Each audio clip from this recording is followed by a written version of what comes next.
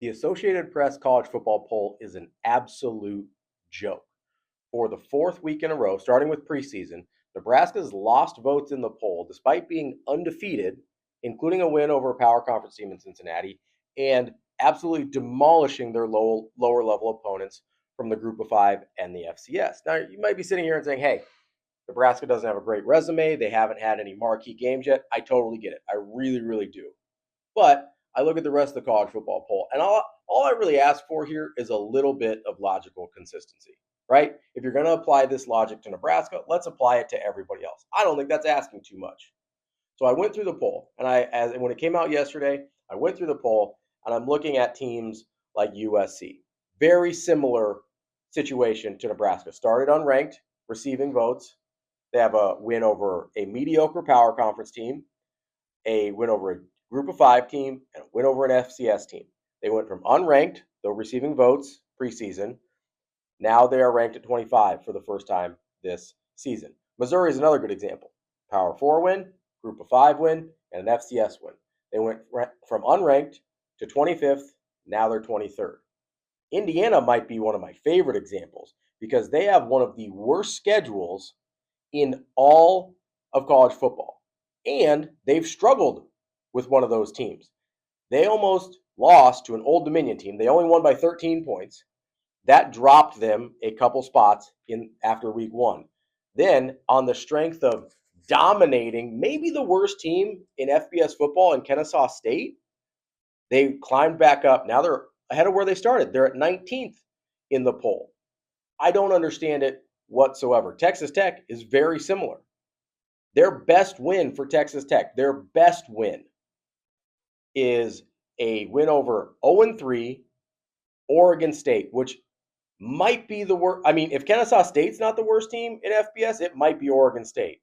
Them and Oklahoma State are fighting it out for former power conference teams. And I do say former because Oregon State currently not in a power conference. That's Texas Tech's best win is over Oregon State. And maybe my favorite one. Notre Dame has not won a football game yet and is still ranked. We are 3 weeks into the season. I know Notre Dame's only played twice. We are 3 weeks into the season. Notre Dame doesn't have a win, and they are in the top 25. Somebody make it make sense. I didn't know all of a sudden all of us were adopting the SEC close loss rules, and that's what counts now. Oh, it doesn't matter about the wins. Oh, look at all these quality losses. I don't care about quality losses. I want W's. Notre Dame doesn't have any, yet they're in the poll, and Nebraska's not. And you might be asking yourself, Ravi, why does this matter? Right? And it shouldn't matter to the team, it shouldn't matter to the coaches, it shouldn't matter to the players. But the reason this matters, and in fact, Nebraska might be the only team in maybe the history of people saying nobody believed in us that's actually telling the truth. It goes to the same perception that I was talking about last week with Dylan Raiola and what he's been dealing with the national media, where DJ Lagway, who 5 interceptions, by the way, I don't care who you're playing. If you throw 5 interceptions, you're having a bad day, buddy. I don't care that it's LSU. 5 interceptions is terrible. And if you actually watch that game, DJ Lagway looked worse than having thrown 5 interceptions, if that's humanly possible.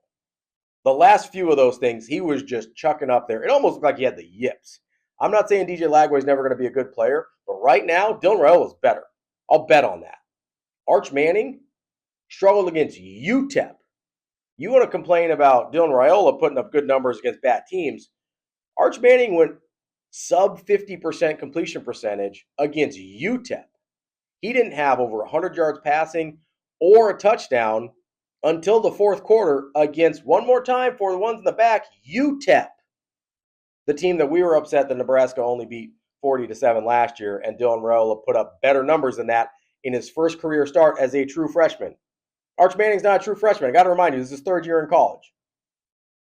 So we're looking at these guys, and what does this have to do with the rankings? It's the way the college football world views Nebraska, and that matters. It matters for recruiting. It matters for things like College Game Day, which is for some, only God knows why, going to Florida versus Miami. Yeah, I mean, don't even come to Nebraska, Michigan. That's fine. Indiana, Illinois is the best game this week, or Auburn, Oklahoma. It doesn't even have to be a Big Ten team. Auburn, Oklahoma is a better game than Florida, Miami. I don't know what they're doing. But these things matter. College game day coming to your campus matters. The way the national media views you matters for recruiting. It does. And not the least important thing in the world, the College Football Playoff Committee is part of the world around us. How college football views you is going to matter when you're trying to get into the college football playoff. That's why Indiana, despite just the one loss, struggled to get in last year. They were barely in because of how the college football world viewed Indiana last year. Now, all of a sudden, after one good year and losing their starting quarterback, not that that matters, is all of a sudden they're getting the benefit of the doubt.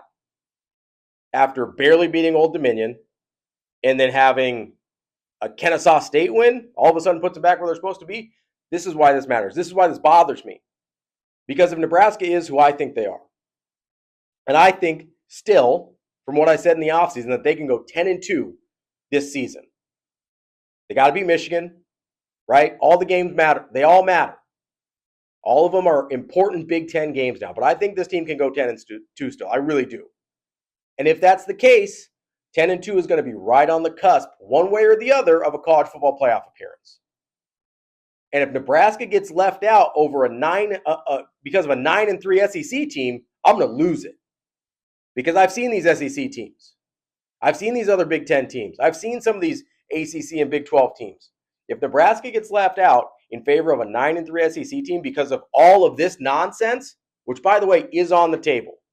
You might be calling me the boy who cried wolf or whatever, but this is on the table. If the college football world doesn't respect you, then getting left out is on the table. We saw it a couple years ago when Florida State went 13-0, undefeated, 13-0.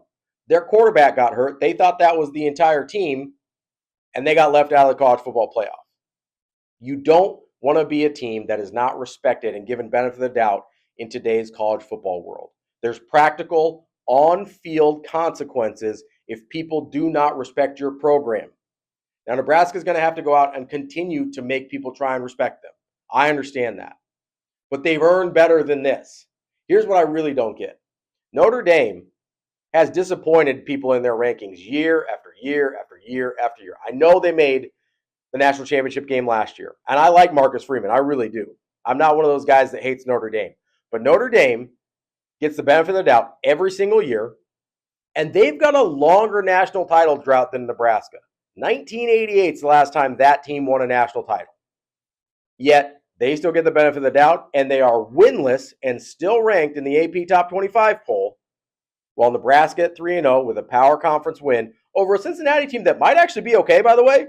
I don't know if you've been paying attention. They had a 70-0 win over the weekend. Brendan Sorsby's looked really, really good against everybody else he played. He's playing like one of the best quarterbacks in the country, and he didn't get 100 yards passing against Nebraska. That Cincinnati win, I bet you by the end of the season, is going to look like a good win. I think that's a bowl team in a power conference, bare minimum. That's going to look like a good win. Certainly better than anything Indiana's done this year. And you know what? I'm not sure by the end of the year, Nebraska is going to have enough time to crawl out of the hole that the national media has created for them. I don't know. That's what I'm worried about. That's why this matters. I don't want to have to wait until next year for Nebraska to the benefit of the doubt. I want people to recognize that this is a good football team today. Doesn't matter for the team itself. Doesn't matter for Coach Rule. Doesn't matter for the players. They're going to do what they do anyway. It matters for college football playoff. It matters for recruiting.